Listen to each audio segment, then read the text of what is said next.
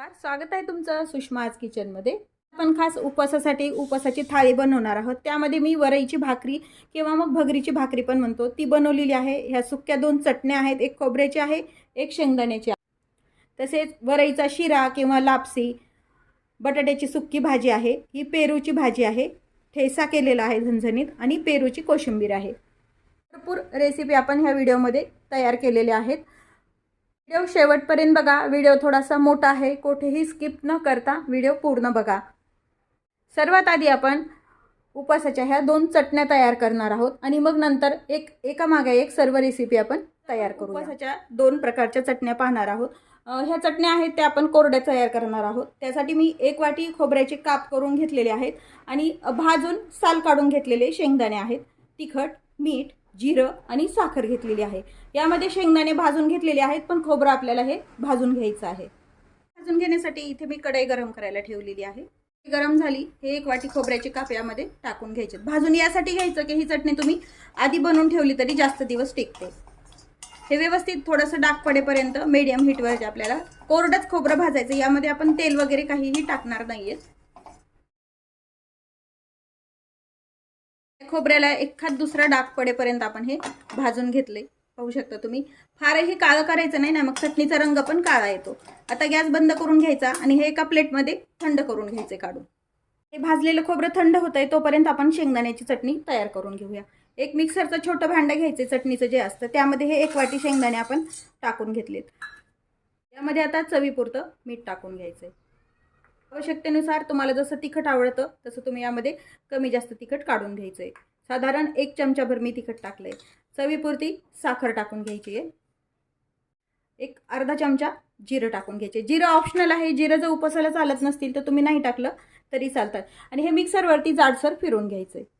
ही शेंगदाण्याची चटणी आपण काढून घेतलेली आहे। शेंगदाण्याची चटणी तयार करून घेतली, त्याच भांड्यामध्ये आता आपण खोबऱ्याची चटणी तयार करणार आहोत।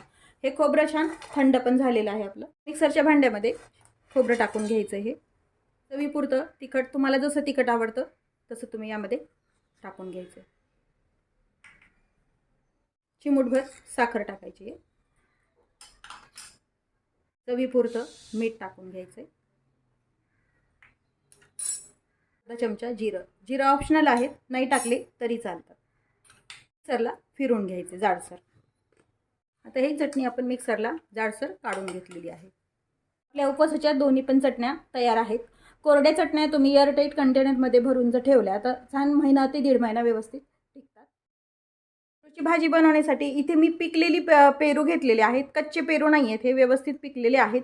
चवीपुरतं मीठ आहे, साखर आहे, जिरं, तिखट आणि आवश्यकतेनुसार आपल्याला शेंगदाण्याचं तेल किंवा मग साजूक तूप लागेल। हे पेरू जे आहेत ते स्वच्छ धुवून घेतलेले आहेत। सर्वात आधी आपल्याला आता पेरू कट करून घ्यायचे आहेत। पेरूचे हे जे दोन्ही साईडचे टोक असतात ते काढून घ्यायचे आपल्याला। फार मऊ घ्यायचे नाहीत व फार गच्च असे हिरवट पण पेरू घ्यायचे नाहीत, असे साधारण पेरू आपण घ्यायचे आहेत। आता हे कट करून घेऊया। केल्यानंतर यामधलं निघेल तेवढं बी आपल्याला काढून घ्यायचंय, म्हणजे दाताखाली आपल्या बी येत नाही। दोन्ही पेरूमधलं मी बी काढून घेतलेलं आहे। साल मात्र काढायची नाहीये, साल तशीच ठेवायची, फक्त बी काढून घ्यायचे। तर ह्या बी काढलेल्या पेरूच्या आपल्याला मीडियम साईजच्या फोडी करून घ्यायच्या। फार बारीक नाही व फार मोठ्या नाही, अशा आपण याचे कट करून फोडी घ्यायच्यात करून। आंबट गोड चवीची भाजी अगदी सुंदर तयार होते। उपवासाच्या तुम्ही पराठ्यासोबत पण खाऊ शकता, डोस्यासोबत पण अगदी छान लागते। तसंच उपवासाची जी भगरीची भाकरी असते त्यासोबत अप्रतिम लागते। आता आपण या साईजच्या सर्व फोडी तयार करून घेऊया। आपण बी काढून पेरू कट करून घेतलेला आहे। पेरूची भाजी बनवण्यासाठी इथे मी कढई गरम करायला ठेवलेली आहे। शक्यतो स्टीलचं भांडं वापरा, कारण हे आंबट असतं। ॲल्युमिनियमच्या भांड्यामध्ये ते उतरले जातं ॲल्युमिनियम, त्यामुळे मी स्टीलची कढई वापरते। एक थोडंसं शेंगदाण्याचं तेल किंवा मग साजूक तूप टाकून घ्या। आणि 1 पळीभर आपण तेल टाकून घेतलेलं आहे। तेल गरम झालं, यामध्ये जिरं टाकून घ्यायची आहे। जिरं जर उपवासाला चालत नसतील तर नाही टाकले तरी चालतात। छान तडतडलेत, यामध्ये हा पेरूच्या फोडी टाकून घ्यायच्या आणि 1-2 मिनिट हे परतून घ्यायचे। शिजलेला असतो पेरू वापरलेला आहे आपण, त्यामुळे शिजायला फार काही वेळ लागत नाही याला, पटकन शिजले जाते भाजी. ही भाजी आपण सुक्की बनवतोय. तुम्हाला जर रस्सा बनवायची असेल तर तुम्ही रस्सा पण बनवू शकता. उपवास नसताना जर ही भाजी बनवायची असेल तर अगदी सुंदर होते. याला आपण नेहमी जी भाजी बनवतो तशीच याची बटाट्याची वगैरे भाजी बनवतो त्याच पद्धतीनं सर्व साहित्य घालून अगदी खमंग भाजी तयार होते.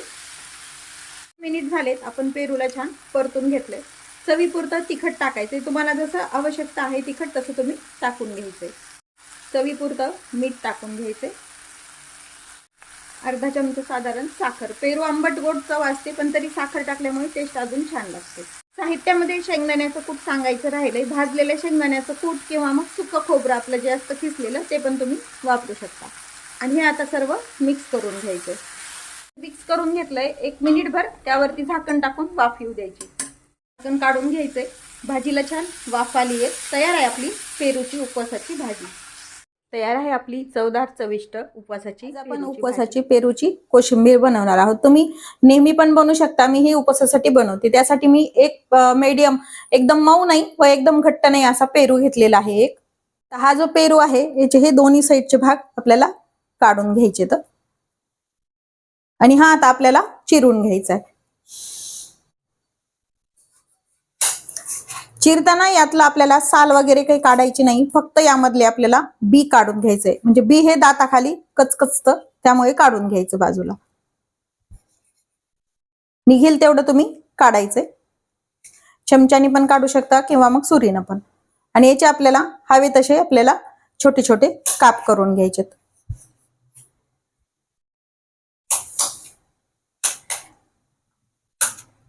जमेल तितके तुम्ही बारीक मोठे तुम्हाला जसे हवे तसे तुम्ही हे काप करून घ्यायचे आहेत. आता आपण सर्व पेरूंच्या त्या फोडी करून घेऊया. पेरूच्या आपण बी काढून फोडी तयार करून घेतल्यात. यामध्ये थोडीशी साखर टाकून घ्यायची जाड. चवीपुरतं मीठ टाकून घ्यायचे. शेंगदाण्याचं कूट किंवा मग ओल्या खोबऱ्याचं चव पण तुम्ही टाकू शकता. भाजून हे केलेलं शेंगदाण्याचं कूट आहे.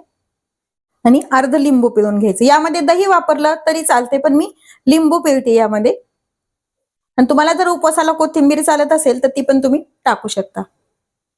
मी छोट्या पॅन मध्ये, तडका पॅन मध्ये शेंगदाण्याचं तेल गरम करून घेतलंय. तुम्ही तूप घेतलं तरी चालते. मी शेंगदाण्याचं तेल वापरलं. यामध्ये आपण जिरे टाकून घ्यायचे थोडेसे.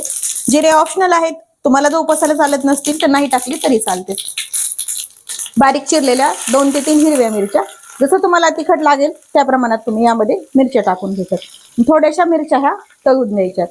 आता हा जो केलेला तडका आहे, आपण जे हे कोशिंबिरीचं सारण बनवलेलं आहे यावरती टाकून घ्यायचं आहे. मिरचीचं प्रमाण तुम्हाला हवं तसं तुम्ही टाकू शकता. तेल आणि मिरची तडका टाकून घेतलाय. हे आता सर्व मिक्स करून घेऊया. यामध्ये तुम्हाला जर तिखट वापरायचं असेल तर तुम्ही तिखट पण वापरू शकता. मी इथे हिरव्या मिरच्या वापरल्या त्यामुळे तिखट वापरलेलं नाहीये.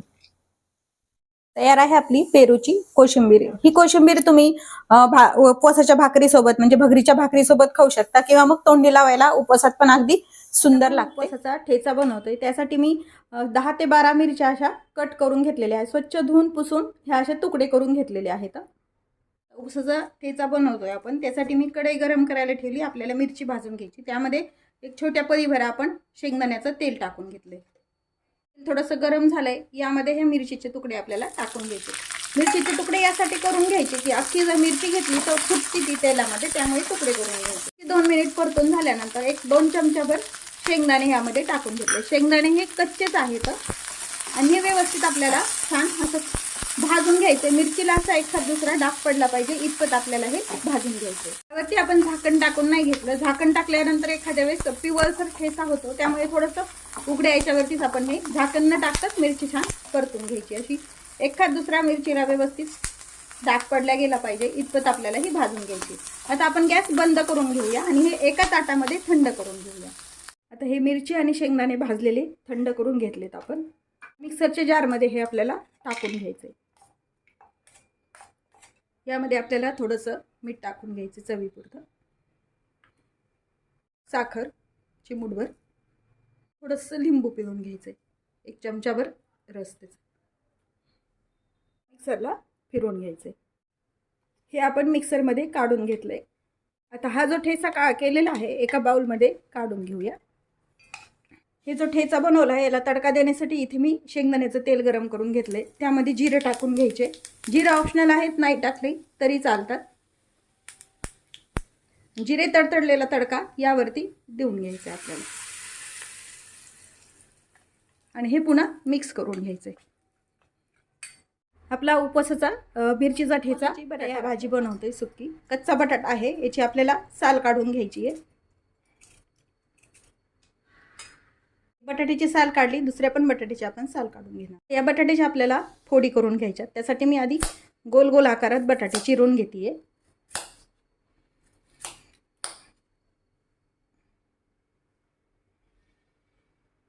असे मी गोलसर बटाटे चिरून घेतले. तुम्हाला जशा हव्या तशा तुम्ही फोडी करू शकता. नंतर याला असे उभे काप द्यायचे. पुन्हा याच्या अशा जशा हव्या तशा फोडी तयार करून घ्यायच्या. आता आपण सर्व असे बटाटे चिरून घ्यायचे. हे 2 आहेत ते. पण ह्या फोडी करून घेतलेत बटाट्याच्या, पाण्यामध्ये टाकून 1-2 ते 3 पाण्याने हे व्यवस्थित धुवून घ्यायच्यात, म्हणजे याच्यातलं सर्व स्टार्च निघून जातं. फोडी स्वच्छ धुवून घेतल्या 2 ते 3 पाण्याने. पूर्ण पांढरं पाणी निघेपर्यंत हे धुवून घ्यायचं आहे आणि पुन्हा पाणी टाकून तशाच फोडी ठेवून घ्यायच्यात, म्हणजे फोडी ह्या काळ्या पडत नाहीत. इथे मी गॅस सुरू करून भाजी बनवण्यासाठी कढई गरम करायला ठेवली. त्यामध्ये साजूक तूप टाकून घ्यायचे. तुम्ही तेल पण वापरू शकता शेंगदाण्याचं, पण साजूक तुपातली अजून टेस्टी लागते भाजी. गरम झालंय, जिरं टाकून घ्यायचे. जिरं ऑप्शनल आहेत, नाही टाकले तरी चालतात. उपवासाला जर चालत नसतील तर नाही टाकले तरी चालतील. आता जिरे छान तडतडले. बटाटा आहे आपण पाण्यात टाकून ठेवलेला, तो यामध्ये आपल्याला टाकून घ्यायचा आहे. मी यामध्ये लाल तिखट वापरते. तुम्हाला जर हिरवी मिरची वापरायची असेल तर तुम्ही जिऱ्यासोबत हिरवी मिरची पण टाकू शकता. हे फोडणी आणि बटाटे व्यवस्थित परतून घ्यायचे. 1 मिनिटभर परतून घ्यायचं आहे. हे सर्व बटाट्याचा स्टार्च व्यवस्थित निघून गेला तर असा कढईला चिटकल्या जात नाही जास्त, म्हणून व्यवस्थित बटाटा धुवून घ्यायचा आपल्याला. यावरती आपल्याला झाकण टाकून घ्यायचे. आपण मसाले वगैरे काही न टाकता आधी त्याला वाफ घेणार आहे. यावरती थोडंसं पाणी टाकून घ्यायचं, म्हणजे बटाटा व्यवस्थित शिजल्या जातं. सुक्की भाजी असल्यामुळे शक्यतो या पद्धतीनं करायची. झाकण काढून घ्यायचे. भाजी थोडीशी हलवून घ्यायची. मधून मधून झाकण काढून 1-2दा मी भाजी हलवलेली होती. ही 1-2 मिनिट आपण ह्यामध्ये झाकण ठेवलं होतं. त्यामध्ये आपण मसाले टाकलेले नाही तर तिखट टाकून मीठ टाकून घ्यायचे, चवीपुरतं. तिखट जसं तुम्हाला हवं तसं तुम्ही कमी जास्त करू शकता. तिखट टाकून घ्यायचे. भाजून शेंगदाण्याचा कूट किंवा मग खोबऱ्याचा खीस पण तुम्ही वापरू शकता. आणि हे सर्व आता मिक्स करून घ्यायचं. थोडंसं अगदी वाफ येण्यापुरतं त्यामध्ये आपल्याला पाणी टाकायचं, म्हणजे व्यवस्थित बटाटा छान शिजल्या जातो. वरती झाकण टाकून घ्यायचे. झाकणावरती पाणी आपण तसंच ठेवलेलं आहे. झाकण काढून घ्यायचंय. बटाटा शिजला का ते चेक करूया. शिजला का ते पाहण्यासाठी चमच्यानी कट करून पाहायचं आहे. व्यवस्थित बटाट्याची फोड आपली तुटल्या जाती, म्हणजे बटाटा छान आपला शिजलाय. गॅस बंद करून घ्यायचा. भाजी तयार आहे. तयार आहे आपली उपवासाची बटाटा भाजी. आज आपण भगरीची लापसी किंवा मग भगरीचा शिरा पण म्हणू शकतो ते करणार आहोत आपण. त्यासाठी मी 1 वाटी भगर घेतलेली आहे. ही थोडीशी मी ऑलरेडीच भगर जेव्हा आणतो तेव्हा थोडीशी गरम करून भाजून ठेवलेली असते. भाजून ठेवल्यामुळे याला कीड लागत नाही, त्यामुळे मी शक्यतो भगर आणल्यानंतर स्वच्छ निवडून भाजून ठेवते. 1 वाटी भगर घेतलेली आहे आपण. आता इथे मी एक कढई गरम करायला ठेवली आहे. त्यामध्ये आपल्याला साजूक तूप टाकून घ्यायचे. भगर आपण कोरडीच भाजलेली आहे आधी, त्यामुळे आता भाजताना थोडासा वेळ कमी लागतो भाजायला. आणि आधी भाजून ठेवल्यामुळे किडे पण होत नाहीत भगरीला शक्यतो. आता यामध्ये आपण 1 चमचाभर टेबलस्पून तूप टाकून घेतले साजूक. तूप गरम झाले. यामध्ये काजू आणि बदामाचे काप टाकून घ्यायचे. यामध्ये तुम्हाला हवे ते ड्रायफ्रुट्स तुम्ही वापरू शकता. आणि 1 मिनिटभर परतून घ्यायचे. 1 मिनिटभर परतून झाल्यानंतर ही आपली जी भगर घेतलेली आहे ती यामध्ये टाकून घ्यायची. आणि हे पण असं थोडंसं आपल्याला भाजून घ्यायचं. तुपामध्ये भगर भाजल्यामुळे आता व्यवस्थित फुलल्या जाती आणि आपला शिरा किंवा मग याची गोड भगर म्हणतात, काही जण भगरीची लापसी म्हणतात, काही जण भगरीचा शिरा म्हणतात. कोणतंही नाव तुम्ही देऊ शकता. आता हे व्यवस्थित भाजून घेतल्यामुळे भगर छान फुलल्या जाते व शिजल्या पण लवकर जाते. ही भगर व्यवस्थित भाजून झाली. गॅस मात्र कमीच ठेवायचा आणि भगर भाजायची आपल्याला. यामध्ये ज्या वाटीनं भगर घेतली त्याच वाटीनं आपण दोन वाट्या उकळलेलं पाणी एकदम टाकून घ्यायचं. थंड पाणी नाही टाकलं, एकदम गरम पाणी टाकून घेतलं. हे मिक्स करून घ्यायचं.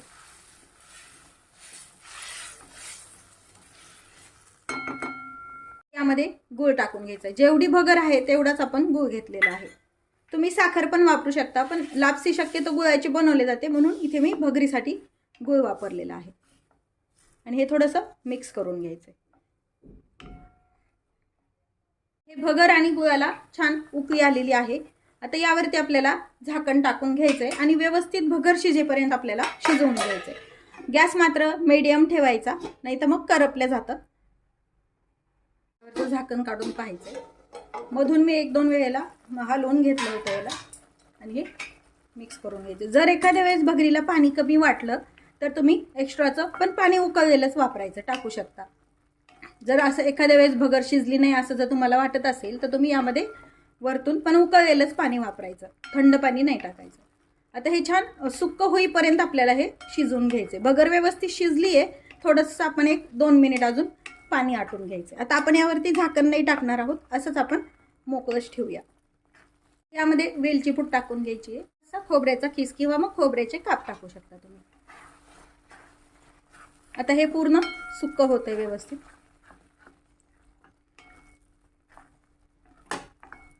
आता हे व्यवस्थित झालंय. वरतून थोडंसं साजूक तूप टाकून घ्या तुम्ही.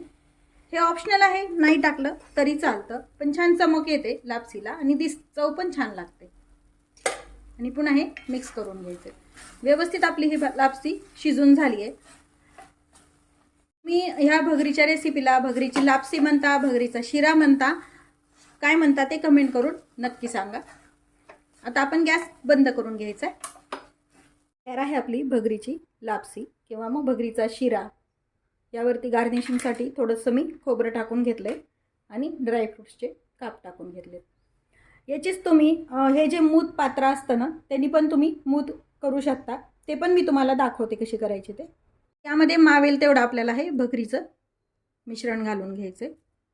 व्यवस्थित प्रेस करायचं. एका प्लेटमध्ये आपल्याला याची मूद पाडून घ्यायची आणि यावरती पुन्हा आपण गार्निशिंग करू शकतो. हे ताटामध्ये तुम्ही जेव्हा थाळी बनवता उपवासाची त्याच्यात अगदी छान दिसतं. आणि वरतून थोडेसे काप टाकून घ्यायचे.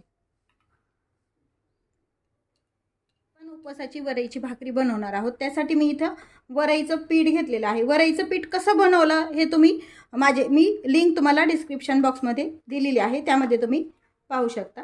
आता इथे मी जसं तुम्हाला भाकरी बनवायच्यात तसं पीठ घेतलेलं आहे. मी साधारण 2 भाकरीचं पीठ घेतलं मी. हे एकदम भाकरीचं पीठ कधीही मळून ठेवायचं नाही, त्यामुळे थोडंच आपण भाकरी करताना मळून घ्यायचं. थोडंसं मीठ टाकून घ्यायचं म्हणजे भाकरीला चव छान येते.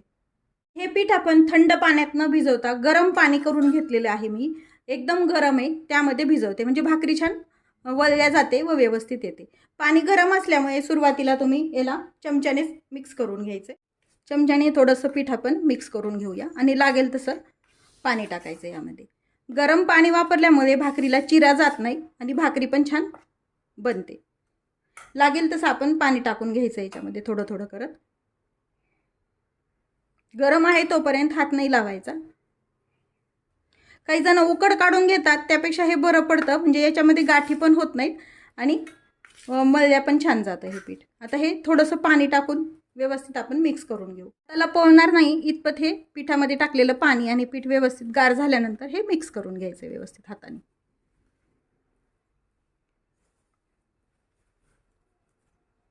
फार घट्ट नाही व एकदम सैल नाही असं आपण हे पीठ मळून घेतलंय.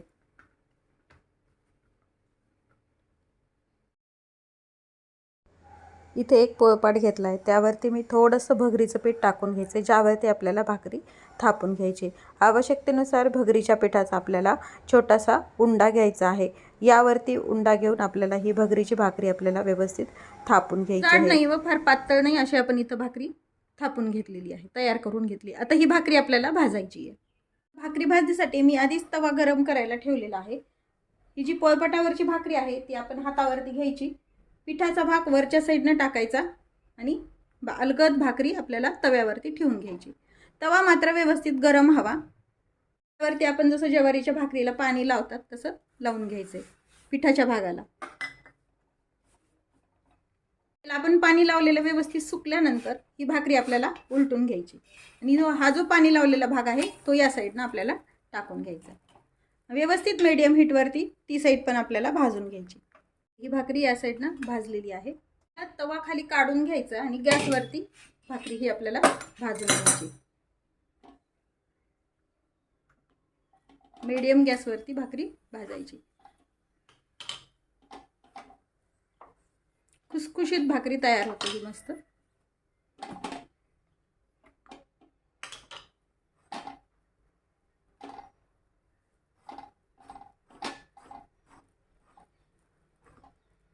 अशा हाताने फिरवत राहायची आणि छान भाजून घ्यायची पूर्ण.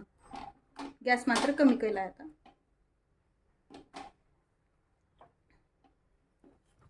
अशी खुसखुशीत भाकरी भाजून घेतली. दुसरी भाकरी ही भाकरी भाजेपर्यंत दुसरी भाकरी तयार करून घेतली. त्याच पद्धतीने आपण यावरती टाकून घ्यायची. याला पाणी लावायचं थोडंसं वरच्या साईडनं आणि पूर्ण भाकरीला हे लावून घ्यायचे. भाकरी आपण उलटून घेऊया. या साईडनं पण भाजून घेऊया. खाली काढून घेऊया. तशीच गॅसवरती ही पण भाकरी आपल्याला भाजून घ्यायची. ही पण भाकरी आता भाजून झाली आपली, काढून घेऊया. आपली उपवासाची पूर्ण थाळी.